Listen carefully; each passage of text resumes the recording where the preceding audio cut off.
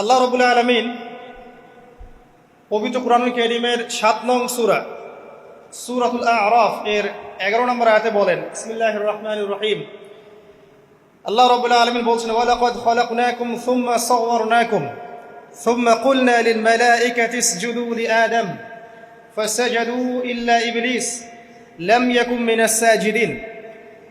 আল্লাহ রাব্বুল আলামিন বলছেন, ওয়ালাকাদ খালাকনাকুম, নিঃসন্দেহে আল্লাহ রাব্বুল আলামিন সেই সত্তা যিনি তোমাদেরকে সৃষ্টি করেছেন। সুম্মা সাওয়ারনাকুম, এরপর তোমাদেরকে আকৃতি দান করেছেন, সুন্দর অবয়ব কাঠামো দান করেছেন, দৈহিক কাঠামো। সুম্মা কুলনা লিল মালাইকাতি ইসজুদু লিআদম, এরপরে আল্লাহ রাব্বুল আলামিন সমস্ত ফেরেশতাদেরকে বলেছেন যে তোমরা আদমকে সিজদা করো।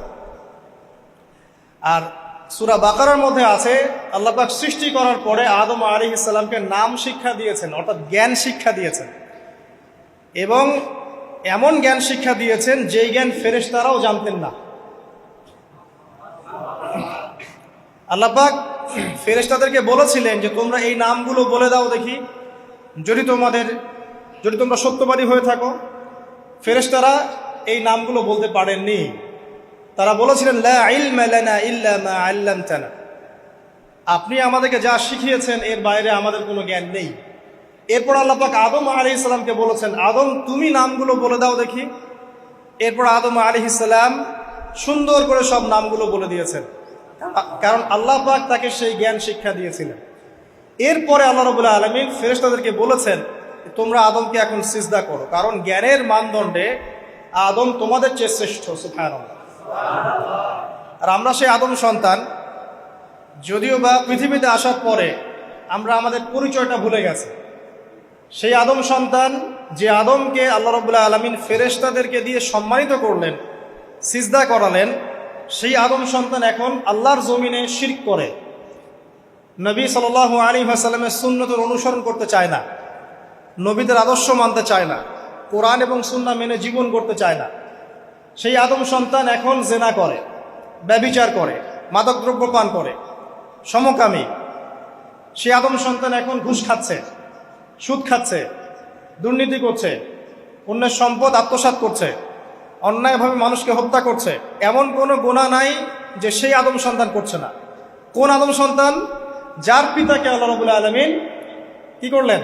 ফেরেশতাদেরকে দিয়ে সেজদা করালেন। তাহলে চিন্তা করেন যে আমরা আমাদের পরিচয়টা কি পরিমাণ হারিয়ে ফেলেছি। আমরা তো চেতনার কথা বলি না, শেকড়ের কথা বলি না, আমরা সংস্কৃতির কথা বলি না। এই কথাগুলো আমরা বলি।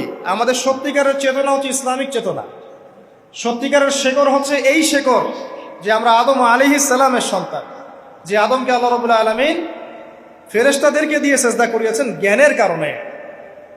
আজকে সেই আদম সন্তান দেখবেন জ্ঞান অর্জন করতে চায় না, দ্বীনের জ্ঞান অর্জন করতে চায় না, দুনিয়ার জ্ঞান অর্জন করতে চায়, দ্বীনের জ্ঞান অর্জন করতে চায় না। যে জ্ঞান তাকে পরকালে নাজাতের ওসিলা করবে, সেই কোরআনটুকু তিলাওয়াতও করতে চায় না, তিলাওয়াত করা শিখতেও চায় না, আগ্রহই নাই।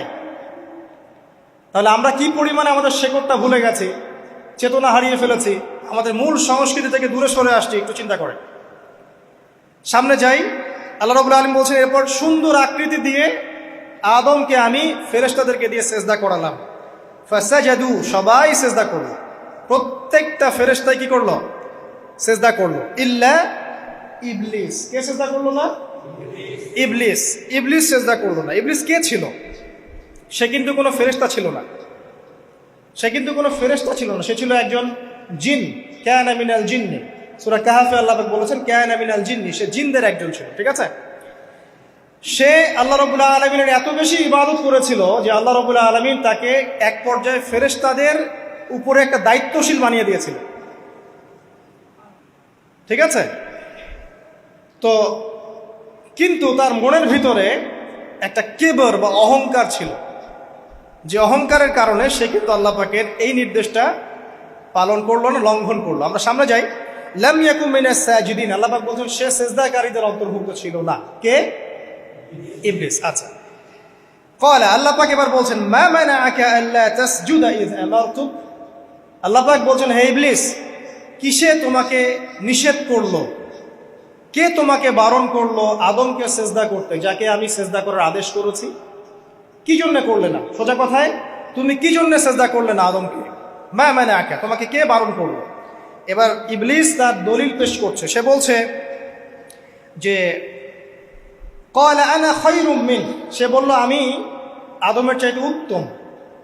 আসসালাতু খায়রুম মিনান নাওম, এটা জানেন না? ঘুমের চেয়ে নামাজ উত্তম।